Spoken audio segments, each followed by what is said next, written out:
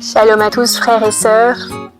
Shalom, j'espère que vous allez bien. Oui, nous espérons que vous allez bien. Comment vas-tu Kevin aujourd'hui? Ça va très bien toi? Ça va très bien, merci. Alors es-tu prête à nous partager la parole de Dieu ce matin, aujourd'hui? En fonction de l'heure à laquelle on regarde, on est tous peut-être sur des horaires différents. Alors oui, je suis prête. Et on va commencer du coup par partager un des versets du coup, qui nous avait inspiré. On se trouve dans l'évangile de Luc au chapitre 15 au verset 18.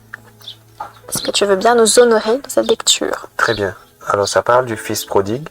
Le fils prodigue se retrouve dans cette situation difficile où il y a la famine, où il se retrouve parmi les pourceaux. Et c'est alors qu'il va déclarer cette parole. Je me lèverai, j'irai vers mon père et je lui dirai, mon père, j'ai péché contre le ciel et contre toi. La suite dira, je ne suis plus digne d'être appelé ton fils, traite-moi comme l'un de tes mercenaires. Et il se leva et alla vers son père. Amen. Amen. Amen. Voici la pensée que j'avais. Je suppose que en disant ça, je parle peut-être à pas mal de personnes. Vous est-il déjà arrivé d'avoir l'impression de ne plus avancer et d'être en train de stagner dans un niveau où vous allez ni de l'avant, mais bien au contraire que vous êtes en train de reculer? Je ne parlerai pas de rétrograder, mais de reculer au lieu d'avancer. Et la pensée que j'avais par propre expérience, par expérience que j'ai vécue il y a quelques jours de cela, et je rends grâce à Dieu, j'étais dans un temps où j'étais en train de stagner, j'ai l'impression. Je ne pouvais même plus prier plus que ce que je faisais. C'était vraiment très bizarre. Et vous savez aussi bien que moi qu'à l'heure d'aujourd'hui, dans l'époque dans laquelle nous nous trouvons, la distraction est très facile. À partir du moment où vos pensées commencent à basculer, à dévier, etc., vers telle ou telle fausse occupation, eh bien, c'est du temps que vous perdez dans la présence de Dieu, c'est du temps que vous perdez à chercher sa face et à marcher dans une voie droite avec lui et continuer à gravir les échelons. Et durant cette période, j'avais l'impression de baisser. Alors que je priais plusieurs heures par jour, j'avais l'impression d'avoir diminué. Ce n'était pas l'impression. Par observation, j'ai vu que mon temps de consécration avait diminué. Et cela ne me plaisait pas. Mais je n'avais pas la force d'aller plus loin, je ne savais pas comment faire. Jusqu'au jour où donc, ces pensées ont commencé à venir en moi. Et je me disais, il y a quelque chose qui est bizarre, ça ne peut pas se faire, ça ne peut pas demeurer, mon état ne peut pas demeurer ainsi. Et ça s'est passé sur quelques jours, voire une semaine et demie. Et à partir du moment où ces questions ont commencé à... Et du coup, ça m'avait un peu troublée, et le fait d'avoir commencé à réaliser qu'il y avait un problème, c'est comme si que mon esprit commençait à être alarmé sur certains points, sur certaines situations. Et du coup, quelques jours plus tard, nous nous sommes retrouvés lors d'un culte. Et j'ai passé une soirée merveilleuse puisque j'ai été simplement sincère avec Dieu.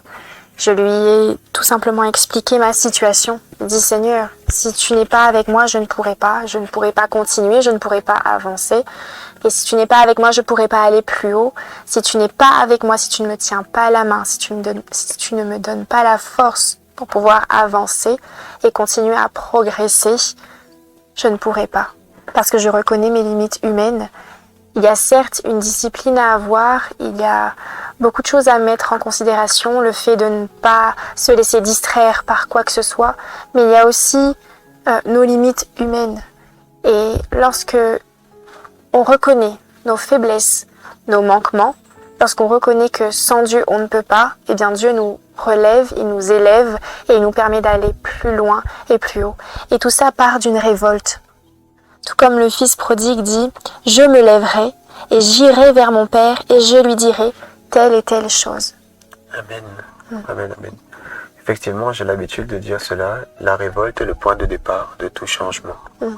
Et l'exemple que je prends souvent, ce sont des exemples de la vie, des exemples tels que Martin Luther King, par exemple, qui en Amérique, qui par sa révolte, qui le fait de s'être levé, a pu faire bouger les choses concernant la situation des Noirs américains, des Afro-Américains aux États-Unis. Et donc, tout simplement, cela est biblique. Nous voyons que parfois il ne se passera rien si nous ne nous révoltons pas. Si nous acceptons la situation, cela devient notre réalité. Souvent, nous avons l'habitude de dire que ce que vous lirez dans les cieux sera lié sur la terre. Ce que vous délirez dans les cieux sera délié sur la terre. Et cela est aussi relatif au fait d'accepter et de refuser. Et je crois que Dieu nous a donné cette capacité, celle que d'accepter ou de refuser. Alors tout simplement, parce que je pense que l'important est d'être court lors de ce moment de café, c'est que j'aimerais mettre l'emphase là-dessus. Ce que nous acceptons finit par nous vaincre. C'est vrai. C'est à nous de décider ce que nous voulons vivre. C'est à nous de traiter notre atmosphère. Notre atmosphère est traitable. Amen. Et Jésus nous a donné cette capacité de traiter notre atmosphère. Nous sommes comme une police des frontières qui avons le pouvoir de laisser entrer les choses ou bien de les laisser partir.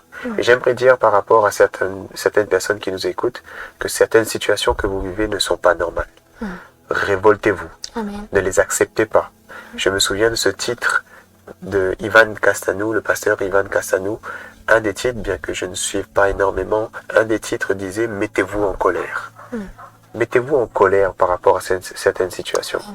Si vous ne vous révoltez pas, il y a certaines situations qui ne changeront pas. Donc levez-vous. Amen. Comme le fils prodigue, levez-vous. Prenez cette décision de vous lever et de vous opposer Amen. aux situations qui sont anormales dans votre vie. Soyez bénis, c'était notre pause café et j'espère que ces quelques mots vont trouver un écho dans votre cœur et vous fera le plus grand bien et vous poussera surtout à la révolte. Soyez bénis. Soyez bénis. Shalom à tous. Shalom.